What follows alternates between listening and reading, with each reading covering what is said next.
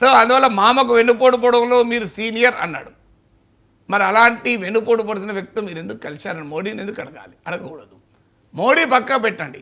భారతదేశంలో అపార్చునిస్టిక్ secular parties కానీ చెప్పండి, ఎక్సెప్ట్ ద లెఫ్ట్ ఒకటి మాత్రం సైద్ధాంతికంగా బీజేపీకి వ్యతిరేకంగా నిలబడ్డాయి.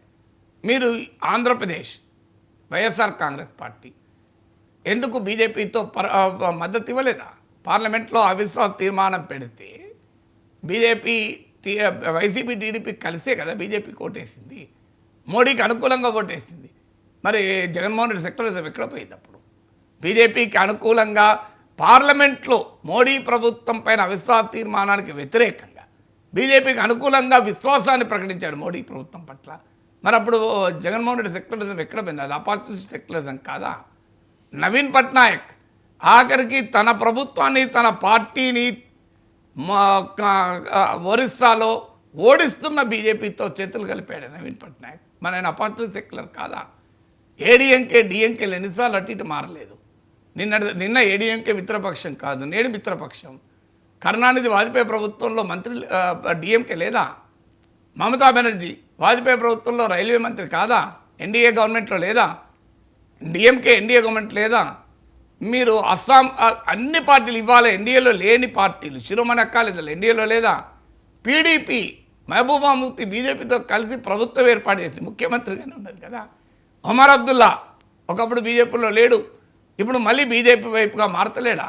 ఒకప్పుడు బీజేపీతో ఉన్నాడు కూడా, ఈవెన్ వాజ్పేయి ప్రభుత్వంలో ఉన్నారు. సో అందువల్ల జనతాదళ్ సెక్యులర్ బీజేపీకి వ్యతిరేకంగా అసెంబ్లీ ఎన్నికల్లో పోరాడి తర్వాత వచ్చి మళ్ళీ బీజేపీతో కలవలేదా? సో మీకు నితీష్ కుమార్ ఎన్నిసార్లు అటు ఇటు మారాడు? 5 సార్లు మారాడు. ఆయన అపార్చునిస్టిక్ కాదా? మీకు హర్యానాలో జననాయక జనతా పార్టీ ఒకప్పుడు బీజేపీతో ఉండి మళ్ళీ విడిపోలేదా?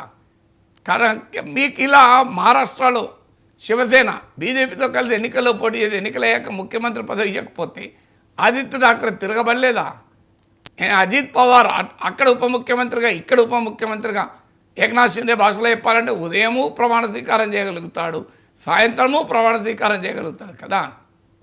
సో శిరోమణి అకాలీదళ్ దశాబ్దాలకు పైగా బీజేపీతో ఉండి ఇప్పుడు లేదు కదా. మనం ఎక్కడ రైతు చట్టాల మీద వ్యతిరేకత వస్తుందని.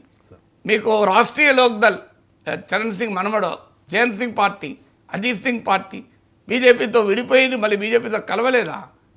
మీకు సమాజ్వాదీ పార్టీ ఎస్పీ బీఎస్పీలు కూడా బీజేపీతో కలిసిన సందర్భాలు ఉన్నాయి కదా.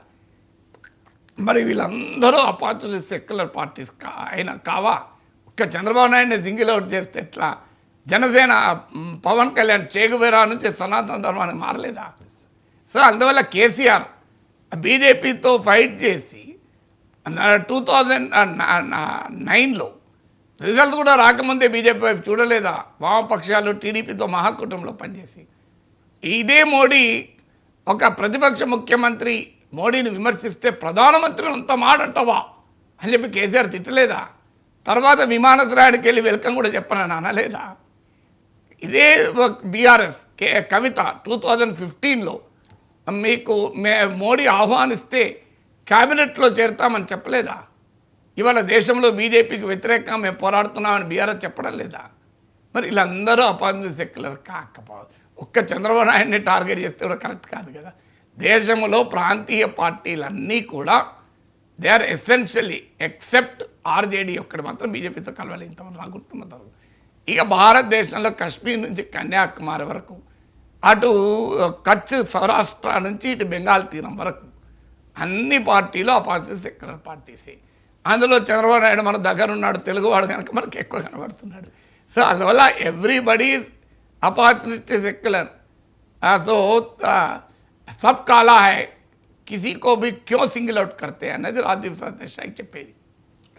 Thank you so much sir, చాలా అంశాలకు సంబంధించి చాలా డీటెయిల్డ్గా విశ్లేషణ అందించినందుకు.